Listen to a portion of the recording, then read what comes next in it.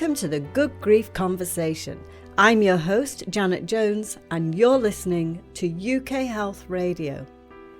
This programme brings you honest, gritty, emotional and inspiring conversation around a subject that affects all of us, yet is still very much taboo. So join me now for this inspiring Good Grief Conversation.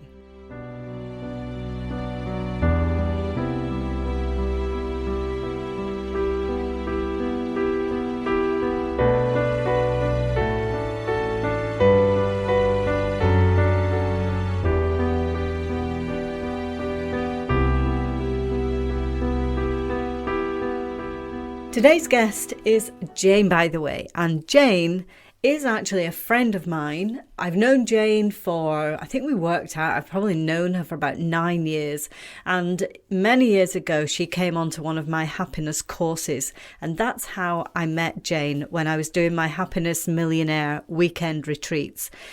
I didn't know then that she was there because she was 4 years after losing her lovely son, Mathew. And she was amazing then, and she is doubly amazing now. This woman is incredible. She's been an enormous support to me during this time of my experience. And I interviewed Jane when I was doing a YouTube channel and for happiness seekers. And I wanted to speak with Jane about how you find happiness after losing a child. Now, I did that in September 2018. I had no idea then what was on my path and how valuable that conversation was going to be for me.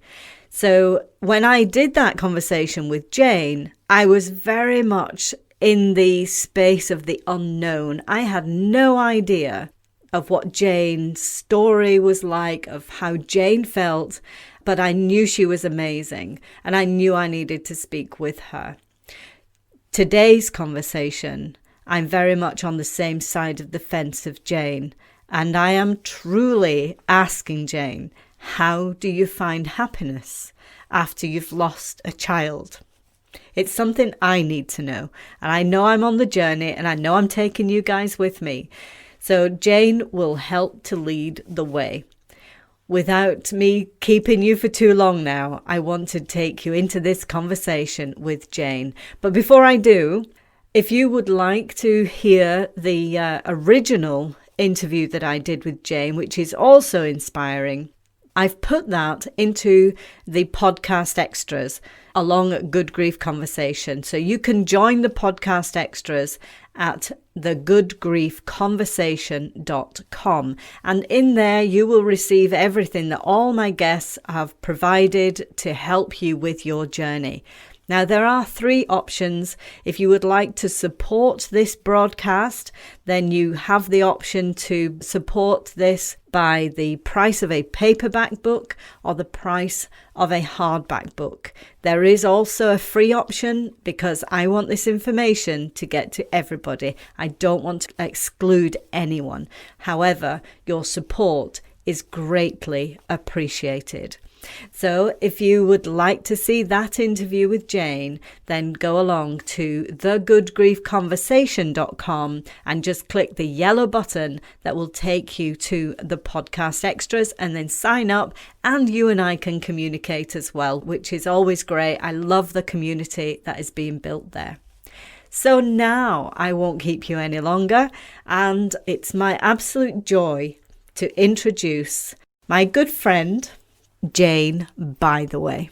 So Jane, welcome to the Good Grief Conversation. We always knew that this conversation was going to happen at some point. Yes, I guess we did. So I look back actually to the last time I interviewed you, and it was actually September 2018. So it was just 10 months before I lost Murray.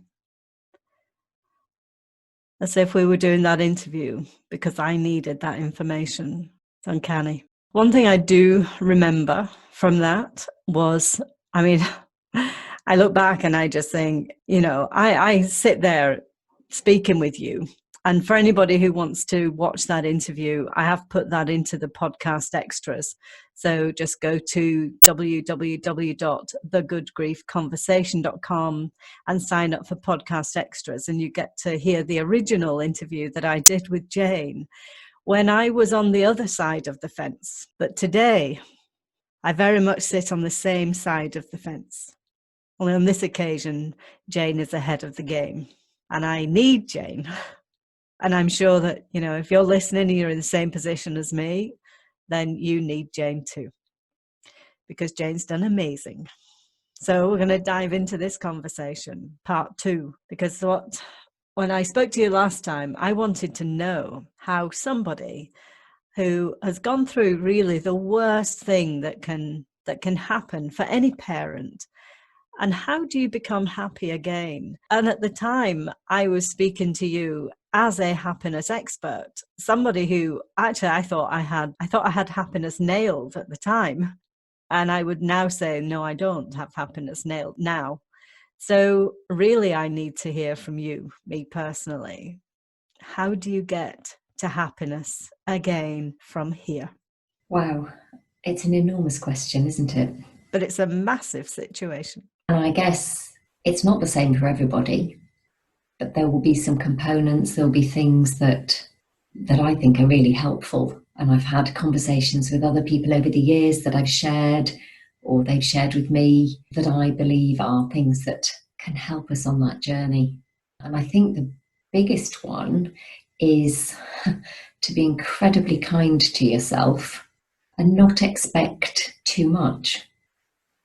There's a real urge, isn't there, when we're in an emotional state that we just don't want to be in, and what can be worse than the pain of losing a child, that we just want to get away from it. And I think one of the things I've learned over the years is it's fine to take breaks from it, absolutely. But if you consistently push it away and never allow it to have any space, it just stays, it holds that depth of pain for longer. For me, there's something about allowing, consciously creating space in your life. And I don't really mean at the very beginning, because at the beginning, I didn't have space for anything else. I was only in pain. And then there would be, after some period of time, the odd moment where I might smile or laugh and then go, oh, wow, that was a moment. It's those tiny little chinks of light that gradually grow and join together. And you find yourself in bigger moments of, actually, I don't think we ever forget, but it's just not the most present, the most conscious thing all of the time. And I've heard people say they feel guilty about that. I can't remember if I felt guilty or not.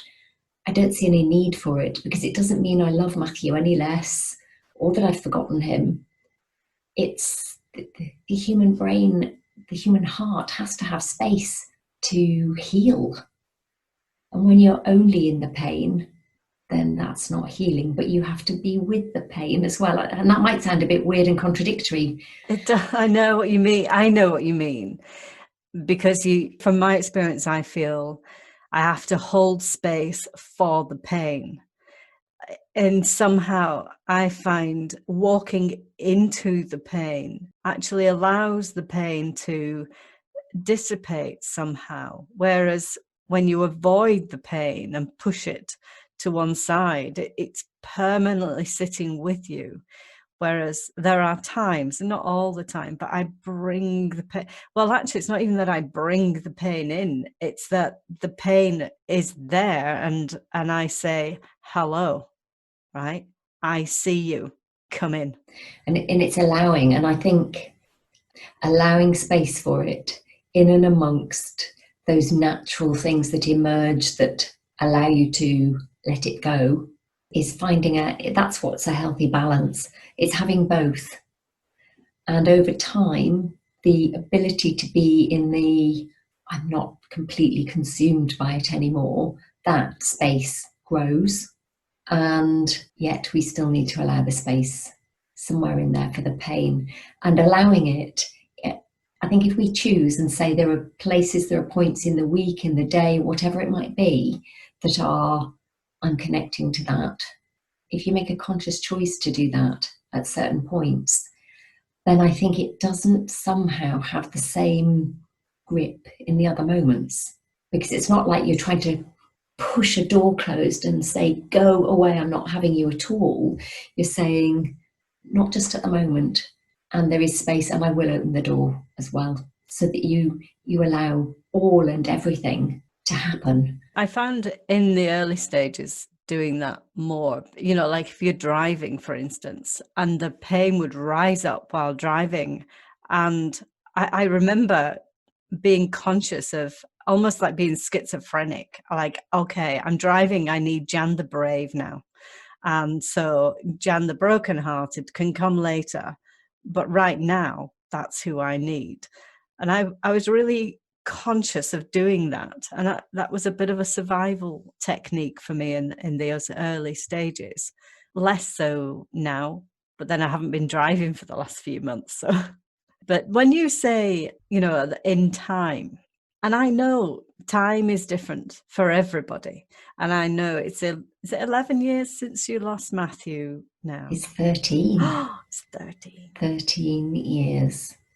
Yeah. Yeah.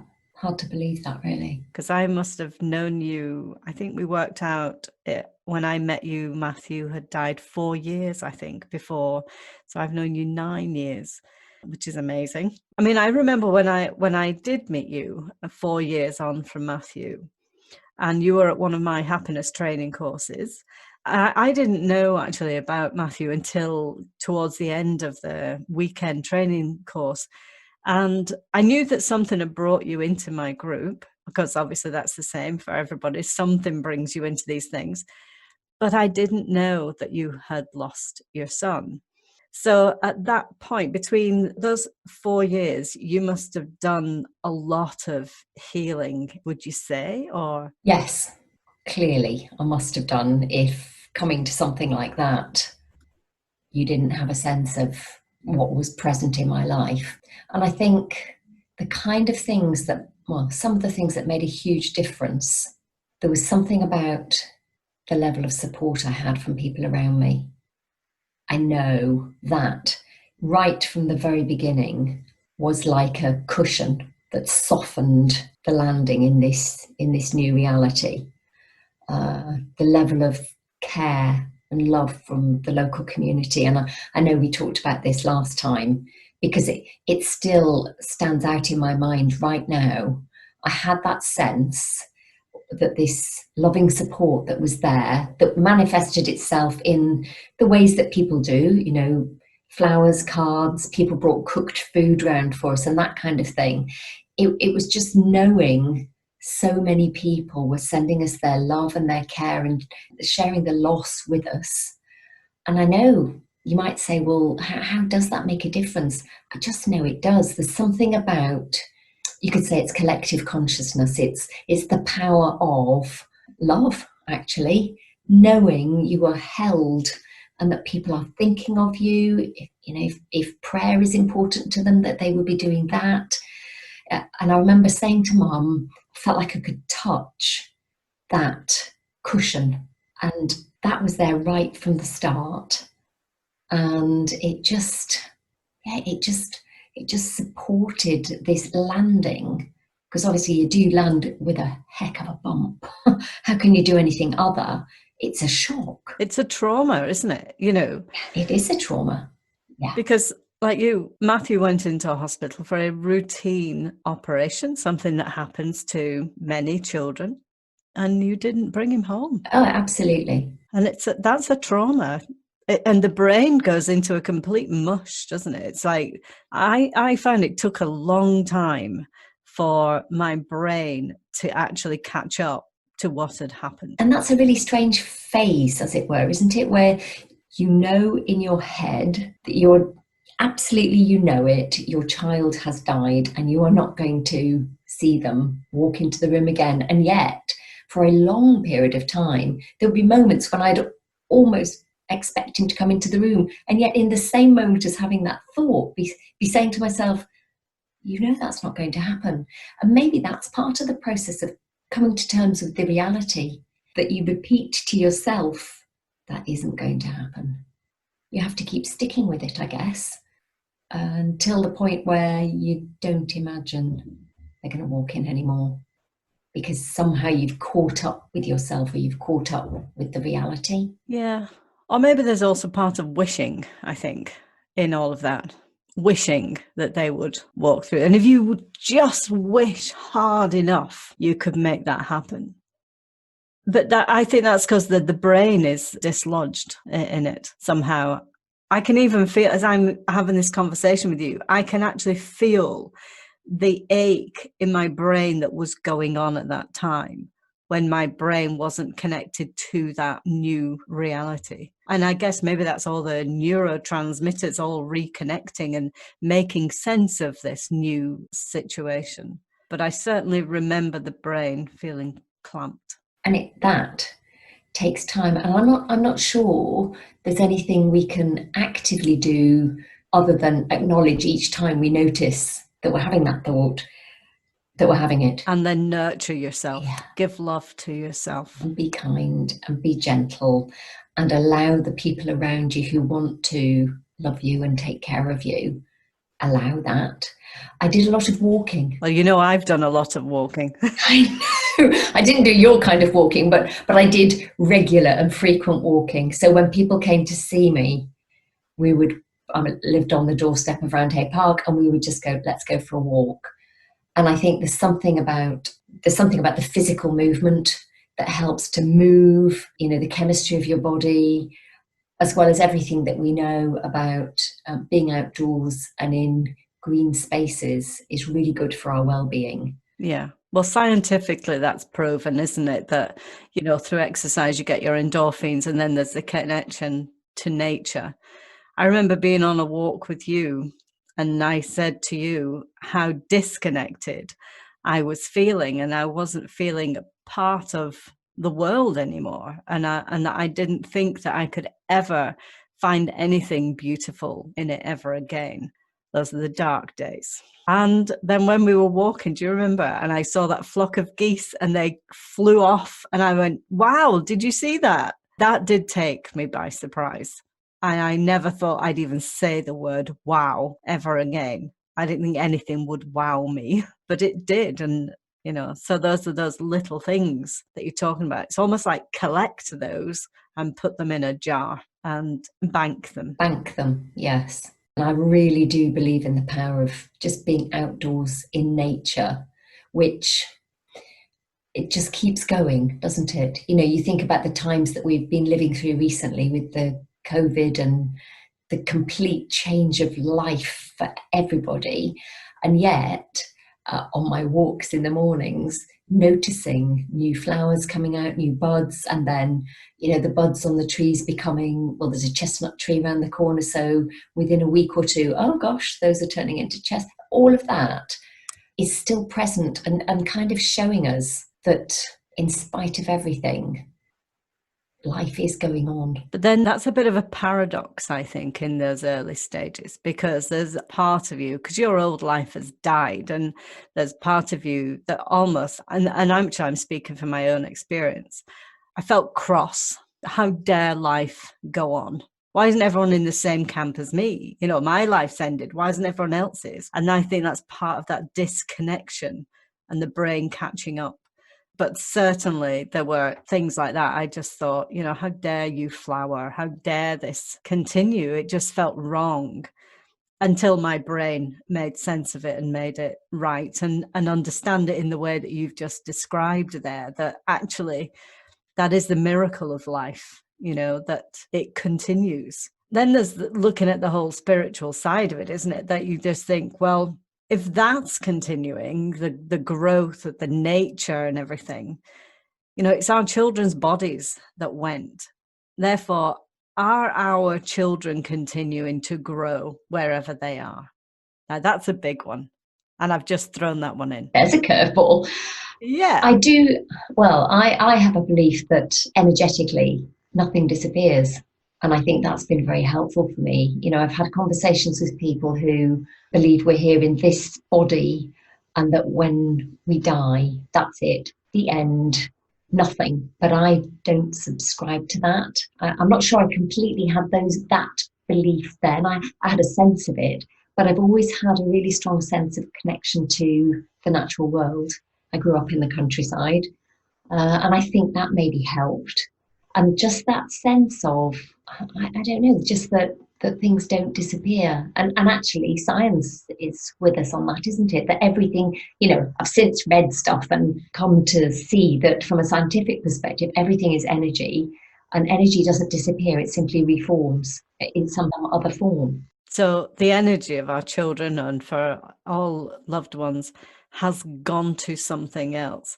And I must admit, that is about the only thing that keeps me going and softens this, is to think that Murray and Mathew are somewhere else doing something else, whether it's flying as a bird or in a tree, whatever. And I'm sure that both Mathew and Murray would really think that's cool. So, Absolutely. But it's those kind of things that certainly keeps me getting up the day after. If I had like an atheist belief, I would struggle a lot more with this, I'm sure. I think you were talking about that sense of how dare it all still be going on out there. You know, why isn't everything and everybody grieving and stopping like me? And it's a natural, normal response. I don't know that I felt it about nature, but I think I felt it about other people, that sense of how can people be going off and doing these things and getting cross with other people driving, or, you know, suddenly it creates a shift in perspective that there are far bigger and more important things in life, and that why are you sweating over, you know, silly small stuff that actually isn't that important? And somehow I think when you face into the death of somebody that you utterly love, you are also more connected to life. Although maybe it takes a bit of time for that to come through. Do you know, I'm not sure. I think I felt that straight away, that connection to life, which is ironic when you're facing death. And I will read more and speak to more people to get more answers with that. I remember seeing, and this was 2-3 weeks after losing Murray, and I was in Edinburgh, and there was a woman, a refugee, sat on bin bags of all her possessions. And I felt truly connected to her because my life had fallen apart. And I can see hers has too, whatever it was before. And I felt very connected to that level of life. I saw the vulnerability of life, is what I would say that it did for me. It really opened my eyes to life's vulnerabilities. We go around with blinkers on when everything is going fine, you know, don't we? But I guess the question is this taking us to a deeper level of happiness or a deeper level of peace and understanding ultimately? I certainly feel a deeper level of peace. And I think to some degree, I think it opens your heart to more compassion, more love, both towards yourself. If you're going to heal and come through something like this, you have to look after yourself and really be kind. And when you're able to do that, you've got more love and compassion for other people, more tolerance, less judgment. When you let go of those things, actually you become more relaxed and more at peace in life. Don't sweat the small stuff. I don't mean I don't get stressed about things ever, but I think it causes some shift in perspective, which stays with you. Do you think it stays with you always? Because I certainly remember feeling quite fearless, thinking, well, I don't mind. Whatever happens now, I can take it because I've managed with this.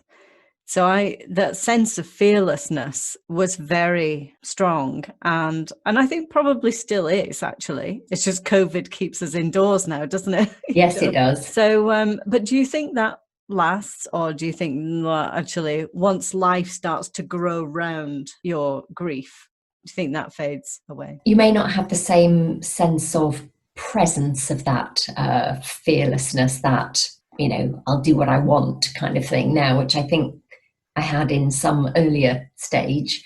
But now, when I'm looking at, a new challenge or whatever, I find myself coming back to, well, look, what's the worst that can happen?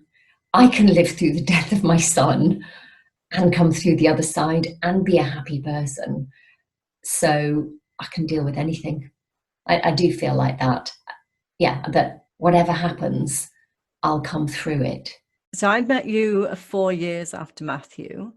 And at that point, you were consciously creating happiness in your life, obviously coming onto a happiness weekend course. What would you say were some of the key things that you did, maybe even on a daily basis, that actually made you aware of consciously creating happiness? Because whatever is going on in life, I do think we still have to consciously create those happiness spaces. So what do you think you did? What were the things you focused on to re-energize your happiness? I think probably the biggest thing is reflecting on and being grateful for the good stuff, because it's really easy when something terrible has happened to think the world is a terrible place, and the lenses of your glasses can become very grey, I suppose, and you only notice that stuff in life and in the world, and that's not me. And to consciously notice the things that I feel grateful for is a major contributor.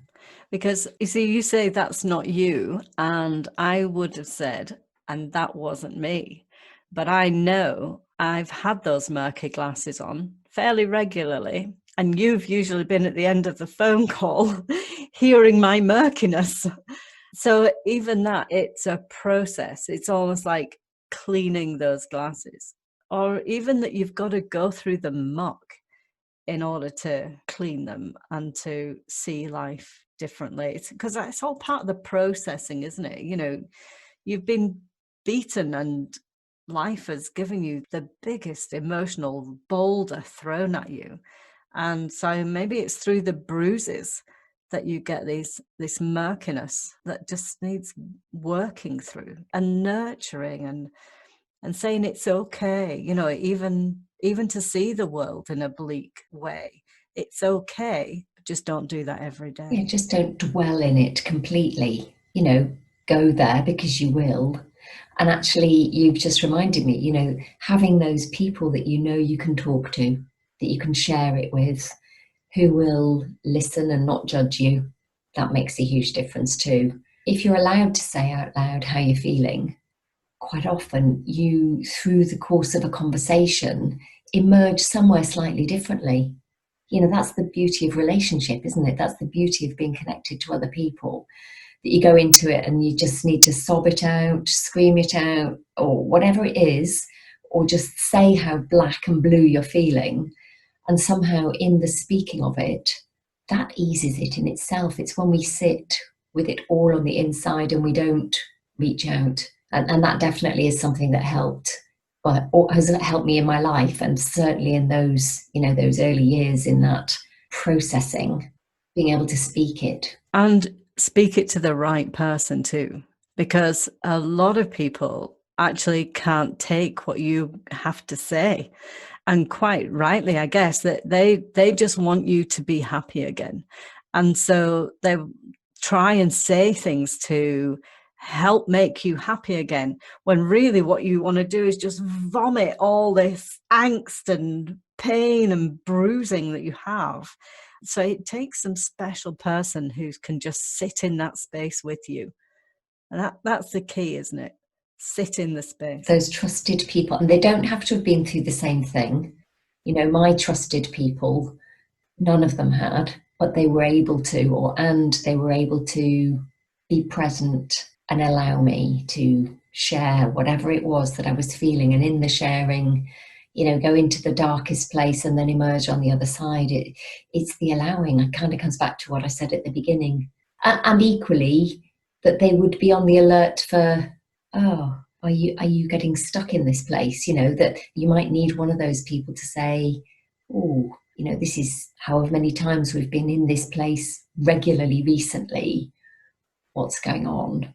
that would be loving care from somebody too, wouldn't it? Yeah, it takes a while for it all to come out. Probably years, actually. I mean, in the early days, a lot is pouring out, but because now I'm entering year 2, and it's not like you do the anniversary and well, that's that gone then. It's you wake up for another day, and it's not really changed that much. It's another day. Yeah, it is just another day. And so, you're entering into year 2. Can you remember your year 2? Not in huge detail, other than it was sort of like year 1. The pain was a bit more remote. I brought a bit more structure into my life by then. I think towards the end, certainly in the second half of the first year, I started working in a completely different way that gave me some structure in my week, and that was really helpful. Those core key people were always with me on the journey. And of course, it's right that people who are part of your life, but not as close, not as close in your inner circle, if you like, that they move and get on with their own lives. It's normal. And there was still, a substantial number of people who were around and would still be open to or would ask how I was. It's interesting because people are sometimes afraid to ask that in case somehow, I remember somebody saying, I didn't want to upset you. But actually, you're upset on the inside anyway. Nobody else is upsetting you, are they? You are upset, you're sad. And if somebody asks you and it takes you to tears, people sometimes worry about, I'm going to make you connect with the sadness, but it's there.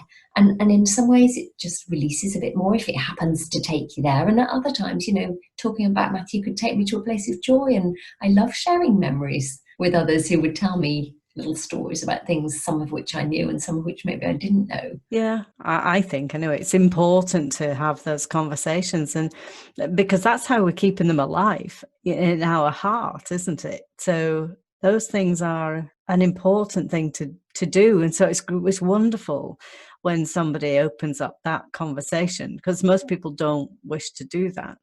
I've had somebody said, I didn't want you to remind you about him. And it's like, what?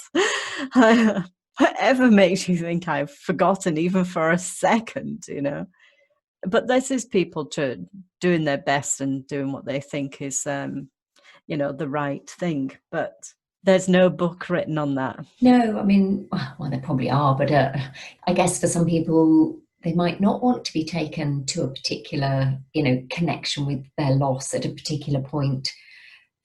It's hard to say, isn't it?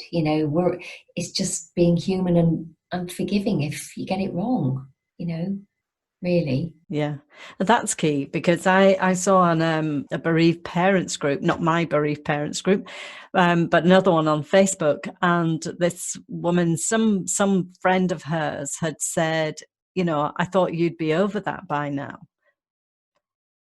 It is a terrible thing to say, but she'd previously lost her husband, and she claimed that she was over that. And very different losses, and everyone is different. But this woman was so angry and, refused to be the woman's friend ever again. And I just think, forgive them, for they don't know what they do. We all trip up with words. Words are clumsy. So I think, and it's tough because, your heart's broken, but you still have to find a space to forgive within it all. For me, that is... that's more about the other lady, her friend's perspective on life, or perhaps her ability to sit with the difficult feelings and to recognise, actually, that person, when somebody loses a child, they're never going to get over it. That isn't what happens. I live with it. That's what I do. I live with it. And, to me, it's simply a reflection of how somebody else manages their own relationship with emotion, I think. I don't find it hard to forgive that, because whilst it might be painful to hear from somebody in a moment, it's not really about me, it's about them. What would you say are the 3?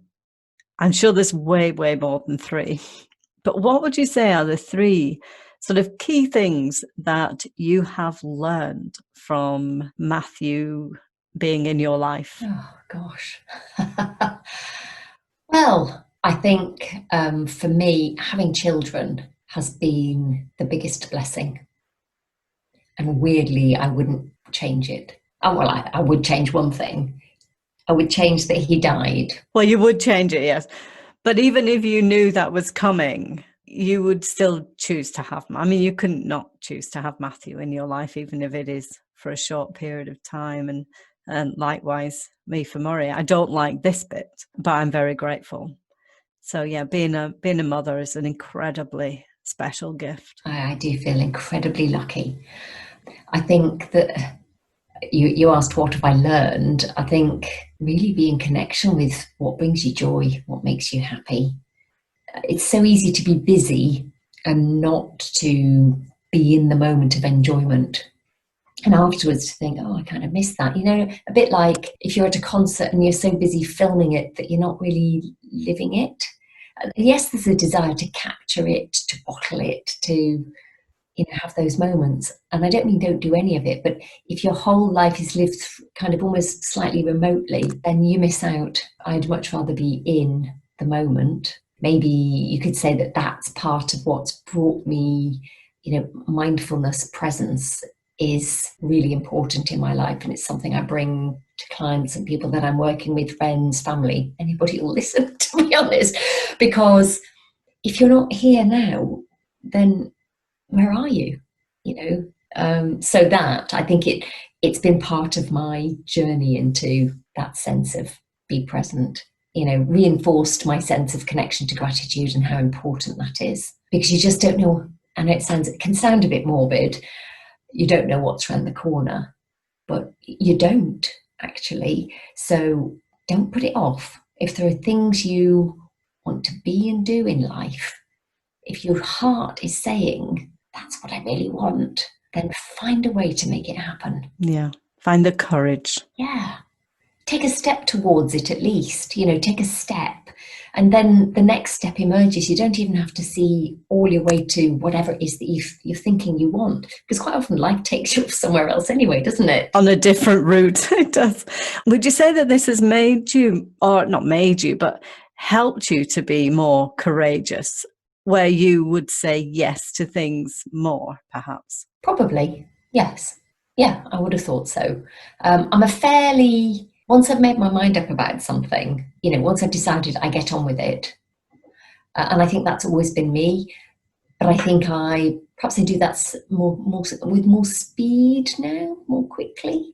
When I know in my heart, yes, yeah, then okay, let's just get on with it then. And maybe more consciousness. Yes, I do think that's true. Because there's always the benchmark, isn't there? It's like, there's that benchmark sits there all the time of, well, we both now know life isn't guaranteed. It's not. And as not. parents, you take it for granted that your kids are, going to outlive you. But when that doesn't happen, I think that's a real eye-opener to the preciousness of life. Absolutely. And that, yeah, if there are things that you want to follow and do, get on with it.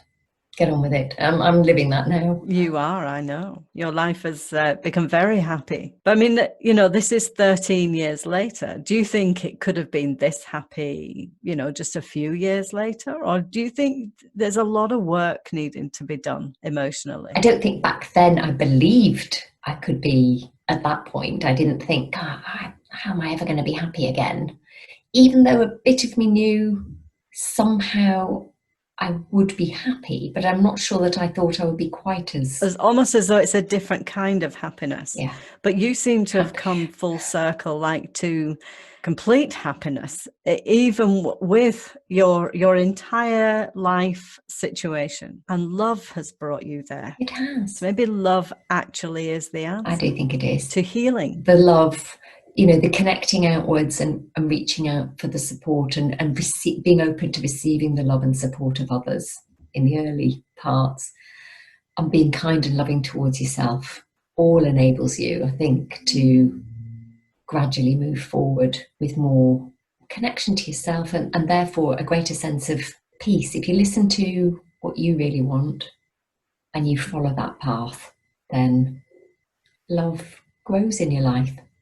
It just does. And ultimately that is what it is. And it was the physical love of our children that went, but love still exists. And so love needs to be the answer to a lost love. Yeah, I mean, I'm sure you must still feel Murray's love. Oh, yes. Yeah. And I still feel Mathew's. I can sense his presence. And I don't mean feel like he's in the room necessarily, but just that it's the loving presence. That's a lovely thought, isn't it? It's that. Yeah. And that's really special. Yeah, it is. Jane, it's a beautiful conversation. And I wish I wasn't on the same side of the fence as you. Oh, so do I. But you are one wonderful woman to be on the same side of the fence with, though. Well, you know where I am. Whenever you need me, I'm here. Thank you. And if anyone else needs you, then do you want to just say what your website is? Oh, yes. That's possibly the best. And then they can look at how amazing you actually are. Good idea. So it's JaneBytheWay.com. So JaneBytheway.com. It's my name. Jane BytheWay, and it's a fantastic name. And you're a fantastic woman. So thank you, Jane. You too. And thank you always for being there for me. And I hope that this has reached many people, that your wisdom, your kindness, your love can reach other people too. Well, isn't she great? I told you, she is a woman with a really big heart. So I hope that you got a lot from that conversation. I'm sure that you received a lot of love and compassion from that conversation with Jane. I know that because you can hear it in her voice. So if you would like to hear the first interview that Jane and I did, don't forget, you can do that by going over to thegoodgriefconversation.com and joining us in our community over there, the podcast extras, where you can receive everything that all my guests, make a contribution to those podcast extras to help you with your journey to healing, enlightenment, and inspiration. And I know people are getting a lot out of there. And if you would like to support this broadcast, you can also sign up there with a little contribution of either the price of a paperback or the price of a hardback book, or you can sign up for free. If you can't support this at all, then you can sign up for free, because I do not want to exclude anybody from having access to this very valuable information, because I know that it is life-changing. I know that if you listen and embrace and take action on just some of the things that my guests are saying, I know that your life will improve. So don't forget, come along, join our community and get involved with the podcast extras. I would love to hear from you, and I'd love to be able to help you further. So that is at thegoodgriefconversation.com.